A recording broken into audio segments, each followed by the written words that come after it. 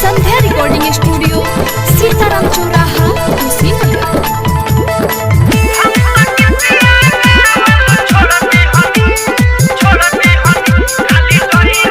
Music by fitness प्रेमी।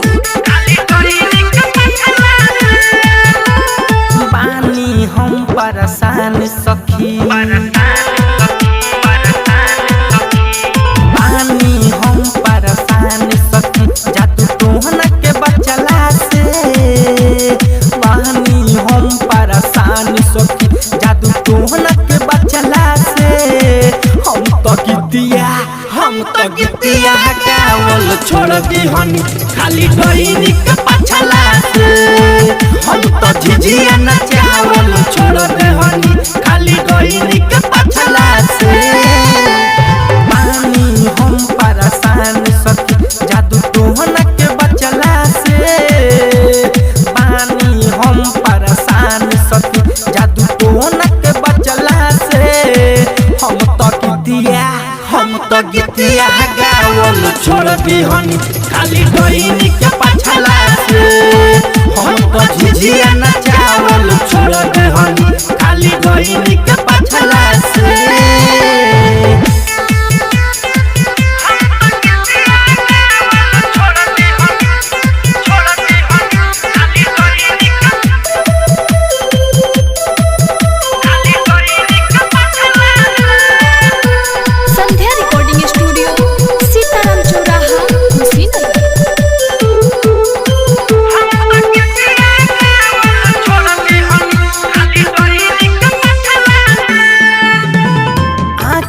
काजल रहे तो वो डोइनी के वार से न बचल। फूलल हमार गाल ये सखी, दीवा के जैसे भचकल हो।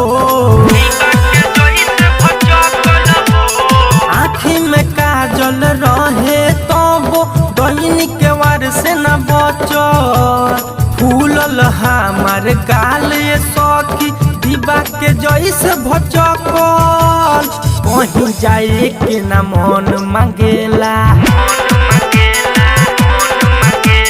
कहीं जाए के न मन मांगेला, किया के डांटला से।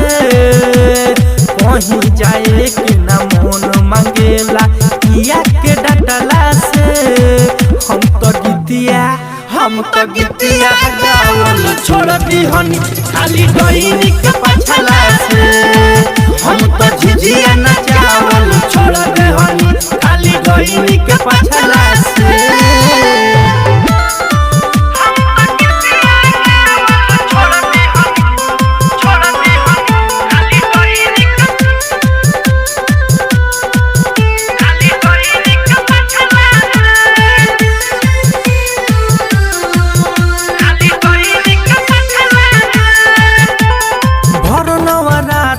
रवि राजा के भजन बजाइब घरे।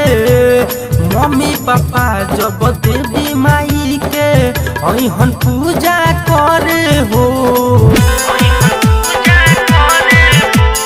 भरनवरातन रवि राजा के भजन बजाइब घरे।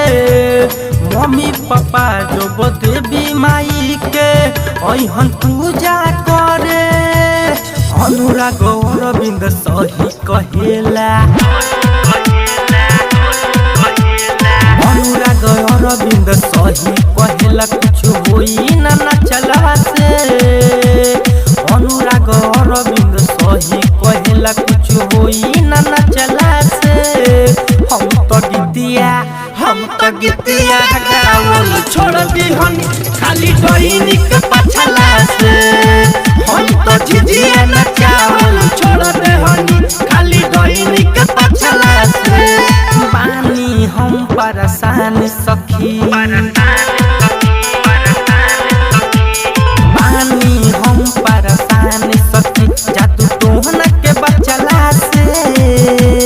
बानी हम परेशान सखी, जादू टोहना के बचला से। हम तो गीतिया गावल छोड़ दी हनी, खाली डोइनी के पछला से। हम तो झिझिया नचावल छोड़ दे हनी, खाली डोइनी